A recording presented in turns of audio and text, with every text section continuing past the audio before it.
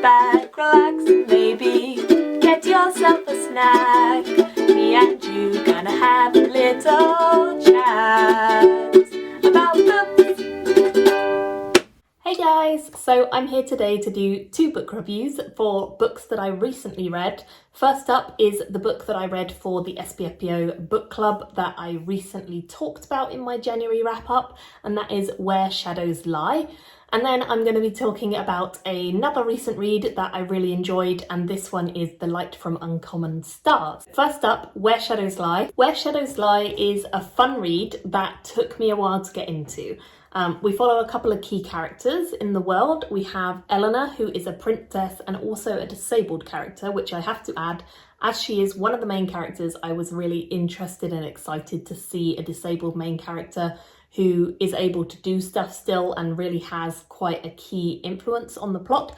However, she's really annoying at first and I really didn't like her to start off with. But she grows on you. She has issues with her legs, so she needs to use a cane. That is where her disability comes in. And she has lived a life of denial. Her father is very corrupt and the kingdom generally is suffering, and she doesn't want to see it. So the story starts off with her being kidnapped by a rebel group, and she initially is very much on the side of her family, but as the story goes on, her opinions do shift and change, and she starts to see more clearly what the world is and her family's role in it, and just what corruption there is in her household. So I definitely didn't like her at first, but I came around to her as the story went on, and I think she's a character who grows on you. The next character we have is Gabriel. Gabriel is a character who is one of the rebels. He doesn't know his own potential, and I don't want to give much away about him because I think he has some pretty big dramatic reveals to do with his plot, and he also has some pretty dark scenes that he goes through. His main kind of motivation is that he wants to fight back against the king, who is corrupt. He's also lover to another one of our characters called Faye, and they have a really good relationship together, although we don't see much of it because they're separated for a lot of this book. He is a pretty key player in the rebel group and someone who is really fighting for change. As I mentioned, we also have Faye. She's also a rebel. She and Gabriel grew up together and have been friends and then lovers for a long time. She is always trying to help Gabriel and look out for him. She has done for many, many years since they attended university together, and tried to learn to unlock their magical potential together.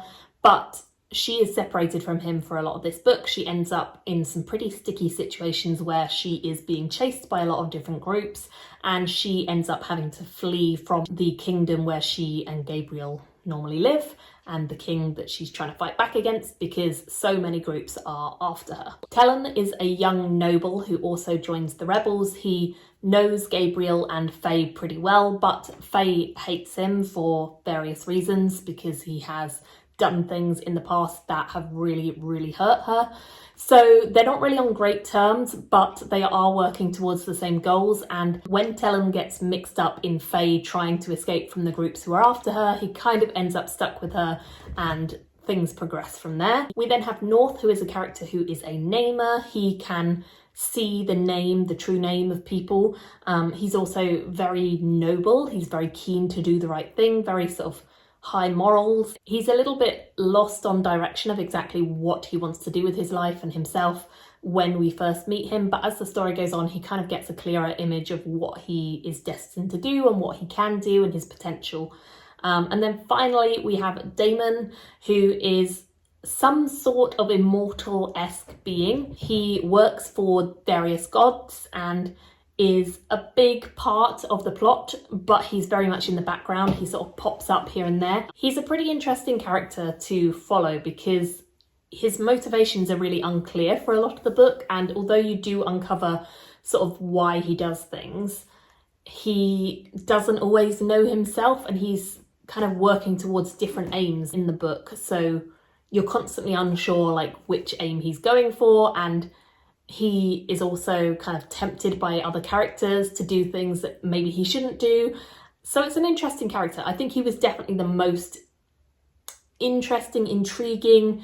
He was the one that I was constantly wishing we'd come back to as a POV, because I just found him fascinating. The magic of this world is largely in the form of like epic gods. Like I say, Damon is one of the people who kind of communes with them.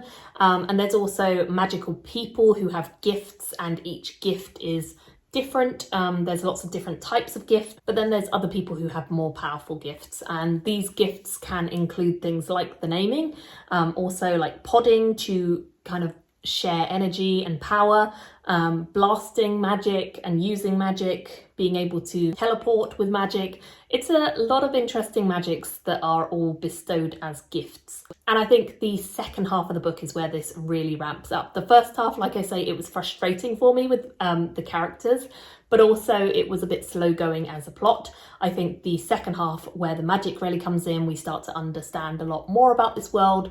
It's all really interesting from that point onwards. There is a female lesbian relationship in this book, which I enjoyed seeing, although I think it is a bit of a background element. There's also dragons of a kind in this book, but again, I think they're kind of only just being introduced in this book, and we don't really see a huge amount of them. So I'd be intrigued to see the next book. I have picked up the next book on my Kindle, and I am going to read it to see whether the dragons kind of come into it more and whether the magic comes into it more. I think the second half is where everything ramps up. So I really do think with this one, it's about patience. It takes a little bit to get into, and the characters are not the most likable to start off with, but if you persevere, you may well end up, like me, revising your opinion and thinking, actually, it's really interesting and I really enjoyed it.